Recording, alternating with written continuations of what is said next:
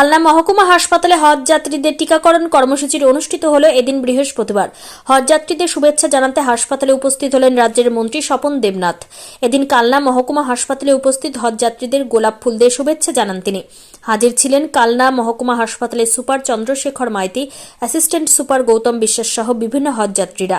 জানা গিয়েছে মহকুমা 18 জন এবছর হজ যাত্রায় অংশগ্রহণ করবেন। হাসপাতালের তরফে তাদের টিকাকরণ ও করানো হয় এদিন বৃহস্পতিবার। কালনা থেকে রীতা ভট্টাচার্যের report, crime press Bengal news. আমরা সবাইকে হাজি বলি। হাজি মানে একটা সম্মানীয় ব্যক্তি, পূর্ণ অর্জন করে এসেছে। সব সাগর বারবার গঙ্গা সাগর একবার এমনি হজযাত্রী যারা করে তারাও পূর্ণ অর্জন করতে যান। যদি একজন বলেন পাসপোর্টের কি ব্যাপার আছে, ওটা পরে শুনে নয়, বলে অনুষ্ঠানটা হোক পরে শুনছি।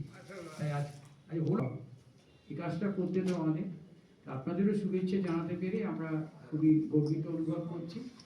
আর একটা কথাই বলবো, যারা হাজি আছেন এসে সমাজের আপনার মানে হাজি কখনো কুকর্ম করবে না, আর হাজি অপরকে বলবে তুমি কখনো কুকর্ম করবে আছেন। তারা কালনা মহকুমা, তারা কালনা মহকুমা সুপার স্পেশালিটি হাসপাতালে তাদের পরীক্ষা, স্বাস্থ্য পরীক্ষা, ভ্যাকসিনেশন দেওয়া, তাদের প্রয়োজনীয় কাগজপত্র এখানে করা হয়।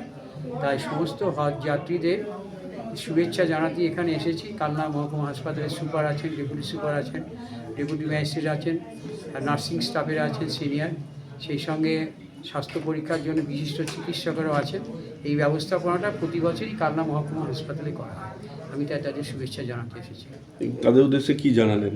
তাদের উদ্দেশ্যে জানা আপনাদের যাত্রা সফল হোক, বাংলার মুখ্যমন্ত্রী মমতা বন্দ্যোপাধ্যায়ের পক্ষ থেকেও তাদের শুভেচ্ছা জানাম। আর একটা কথাই শুধু অনুরোধ করা, হজ যারা যান তারা তো পুণ্য অর্জন করতে যান। তা পুণ্য অর্জন করার মধ্যে তারা তো মানুষকে ভালোবাসার বার্তা দেন, মানুষের মধ্যে বিভেদের যাতে তৈরি না হয় তার বার্তা দেন, সম্প্রীতির বার্তা দেন। সেই বার্তাটা যেন ভালো করে দেন, এই আবেদনটা রাখলাম। কেন হাজি একটা কথা বলা আর আমি একটা কথা বলা আলাদা জিনিস, তাই তো এই কথাটাই বলা যে আমরা সবাই সমান।